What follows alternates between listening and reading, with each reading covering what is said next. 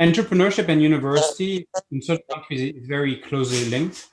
But I think there is an element to some extent, I think Musheer was touching on this, which is everyone going at university, going to school always has a teacher, a professor that eventually becomes a role model or a mentor into whatever they do next. So is there, for example, someone that you've met when you were at university, a professor, a teacher, or a friend that either one day became a business partner, became a mentor, became an advisor of what you went on to become in the future? Because if people change their life because of meeting people, university is a place where you meet people. So if you can maybe give one example of that and how that meeting in your life has supported your entrepreneurship journey, I think that would be a very inspirational and closing way of doing this panel. So maybe again, if we can go David first, Laurence, Bowie, and then Musheer, that would be excellent. Well, thanks again for this opportunity, and I'll try not to take too long. I remember distinctly when I was a first-year student in university, sitting in on what was called the Entrepreneurial Lecture Series. And so every week, a new entrepreneur would come through it, and they would talk about what they were doing. And I was like 18 years old. I didn't have any idea what they were talking about, but I just thought it was really interesting. Subsequently, moving forward, I've been fortunate where I've had 2 or 3 people. I've had a lot of people who have been somewhat or moderately successful doing startups and have got companies acquired. But I, in particular, I have 2 or 3 mentors or friends from youth that this is just pure serendipity. But they've had companies acquired for billions of dollars US, and kind of seeing them go through that process. And they weren't the sole shareholder, obviously, of these entities, but like seeing them go through that process was, in some respects, really inspiring. But also, like, understanding that it was, like, I think what Bowie was referring to, it was hard to get to that point. It was not like, overnight success by any stretch of the imagination. And so I think everybody should do something entrepreneurial at least once in their life.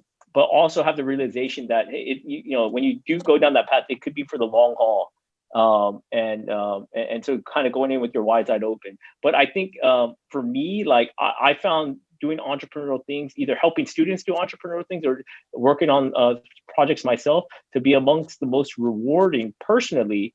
Probably not financially, but personally, in terms of just developing a skill set, developing leadership ability, communication skills, etc. So I highly encourage the path.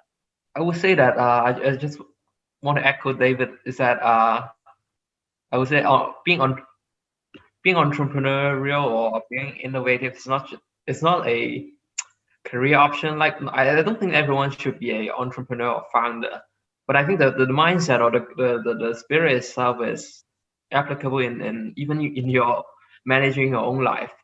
And I think that even in the big crops, if you want to make yourself relevant, you need an entrepreneurial and innovative mindset. So you think about that. I'm not just a staff and the big corporations are doing routine work, but how can I make my job, make my daily work relevant in this company or in society, or any impact I'm creating? And I think that part is really even for iDendron, every time we ask the teams, like, why do you want to do this? Like, how does it affect people's life, or what is your motivation incentive apart from like making big money?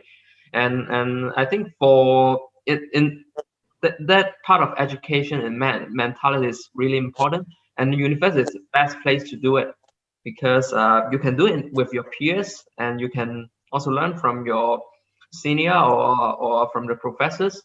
And we have a diverse background of people, so you can easily get inspired. And also, I think university, one of the major mission of university is also help the students to identify unmet needs and the problems in society. And I think that is the beginning of a startup projects. You are just helping with the pain points of the people instead of creating some no one cares problem out of your mind. And of course, like failing something is also a learning experience, but best if you can spend your time well on something that people cares, and and help solve that kind of problems? I think I am quite lucky and thankful. The person that inspired the most actually is my husband. He's a banker by the day, nighttime he's a technologist, and weekend he's a philosopher, but that drive me nuts. But I am very thankful I met him. He's the person who supported me and inspired me to deep dive into fintech space. And one example is that he came from a school called Indian Institute of Management Bangalore, which is one of the top business school in India and also in the world. And so we used to go back to his school, and he will have a student sharing session with a year one, because they already have the internship set before they met them, and what happened is he will go one by one and say, oh, you're going to Goldman Sachs, this is what you're going to expect. You're going to HSBC, this is what you're going to expect, blah, blah, blah. So I was like, wow, how can you have so much knowledge? This is all in his head. I'm not able to do that, but that inspired me to do something else, which is why I created my own community. I do conduct lots of events. I learned by conducting all these kind of events, right? Because you got to prepare yourself, you got to prepare questions to moderate a panel, for example. And by speaking to all these knowledgeable speakers, I get to learn a lot from every one of them. And through this journey, I learn a lot too. So, and which is very inspiring, and I love doing what I'm doing now. So, yeah. Thanks, Bowie. And Musheer, anyone that was at university inspired you to build ecosystem companies and do all your professional achievements? I think the three people that I'm going to mention here. One is Pedro Eloy, who is the person who runs the business lab in Hong Kong U, which is what I was taught, and I learned quite a bit and still continue to be engaged with that program. As I said, that program helped me structure my mindset quite significantly. Number two is going to be Prithik Sanya, who probably people think is my twin. I've known him now for almost 20 years. And our paths, we started as engineering school students in Bangalore and all the way back. And now we've done a bunch of different initiatives, community building and otherwise together, and landed in Hong Kong in the same place. And number three is going to be Henry, right?